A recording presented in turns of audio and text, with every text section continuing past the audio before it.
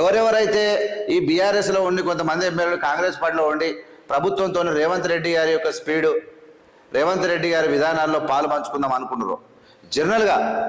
అయితే ఆయన కూడా వచ్చేదాటివి ఏందో అది చిదిచి కాదు.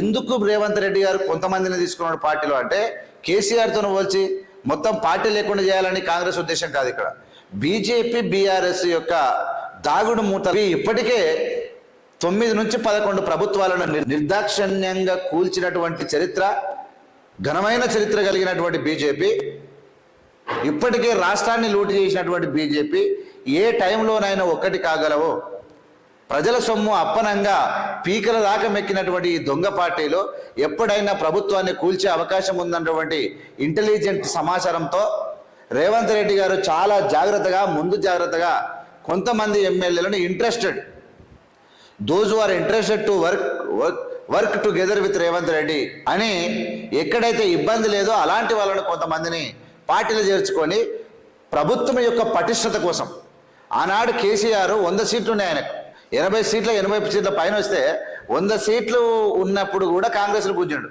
ఇలా 64 సీట్లు ఉన్నాయి. ఒకవేళ 39 ప్లస్ 44 అట్లా ఉంది, ఒక 10 ఎమ్మెల్యేలు ఇట్లా కింద మీద చేస్తే ప్రాబ్లం అవుతుంది. ప్రభుత్వ పటిష్టత కోసం ట్రై చేసినటువంటి రేవంత్ రెడ్డి గారు కొంచెం ప్రోత్సహించాడు. ప్రోత్సాహం అని కాదు, వస్తే వెల్కమ్ అన్నాడు. ఆ పరిస్థితిలో కోర్టుకు పోతే కోర్టు సింగిల్ బెంచ్ ఏది ఇట్లా చేయనిక వెళ్ళేదని చెప్పింది. ఇక ధర్మాసనం బెంచ్ ఏం చెప్పారు, ఇక్కడ ఏ బెంచ్ తీర్పునిచ్చేటువంటి చెప్తున్నాయి. ఇక అయితే స్పష్టం చేసిన హైకోర్టు డివిజన్ బెంచ్ ఇది. High court division bench single bench తీర్పుకు చెప్పింది. ఏం చెప్పింది, స్పీకర్దే తుది నిర్ణయం అని చెప్పింది. ఈ దెబ్బకు బీఆర్ఎస్ ఇలా కన్నులు తిరిగి బొమ్మ కనబడి ఉంటుంది, జ్వరం బట్టి ఉంటుంది.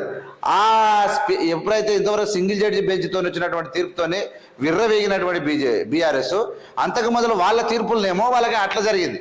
నేను అప్పుడే చెప్పిన, అరే అదేంది భయ్, 12 మందిని నిర్దాక్షంగా లెజిస్లేటివ్ మొత్తం టోటల్ ప్రతిపక్ష పార్టీని అందులో విలీనం చేసుకొని కాంగ్రెస్కు ప్రతిపక్ష హోదా లేకుండా చేస్తే ఎంఐఎంకి వచ్చింది ప్రతిపక్ష హోదా కాంగ్రెస్ ఉన్నప్పుడు బీఆర్ఎస్ టైంలో. అలాంటి టైంలో ఎమ్మెల్యేలు చేరితే వాళ్ళ మీద చర్యలు లేవు, అనర్హత వేటు లేదు. ఇక్కడ బీఆర్ఎస్ వాళ్ళు కొంతమంది వస్తుంటే ఇదేందని నేను అప్పుడే ప్రశ్నించిన. కానీ కోర్టు ఇప్పుడు సరైన నిర్ణయం తీసుకున్నది. ఈ దెబ్బకు బొమ్మ కనబడేటువంటి పరిస్థితి. ఎందుకంటే స్పీకర్కు ఉన్న పవర్స్ అలాంటివి. స్పీకర్కు ఉన్నటువంటి పవర్స్ అసెంబ్లీలో జరిగేటువంటి అనేక కార్యక్రమాల మీద స్పీకర్దే తుది నిర్ణయం. ఈ రాష్ట్రంలో స్పీకర్ కూడా ఏం చూస్తాడు, ప్రభుత్వం పటిష్టంగా ఉండాలి, ప్రభుత్వం పటిష్టంగా ఉండాలి, ప్రజలకు మంచి జరగాలి, అనేక విషయాల్లో చూస్తూ ఏ నిర్ణయం తీసుకోవాలనేది ఆలోచించి చేసేటువంటి అవకాశాలు అయితే క్షుణ్ణంగా కనబడతా ఉన్నాయి. ఇక్కడ అయితే ఈ దెబ్బకు మాత్రం దొంగలకు మాత్రం పరిశాన్ అయిందని అది చెప్పవచ్చు.